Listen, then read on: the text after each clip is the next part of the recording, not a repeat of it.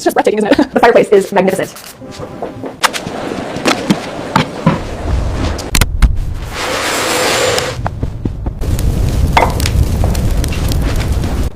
I can't believe how warm it is in here with that blizzard outside. It's the perfect winter escape, isn't it? Welcome, everyone. Please come in. It's much warmer inside. We just finished creating the path. As you can see on the map, the original structure was designed to utilize the natural defense of the cliffs during the winter months. Welcome. We just finished getting everything ready for you. The water is perfect. It's absolutely beautiful out here. The contrast is amazing.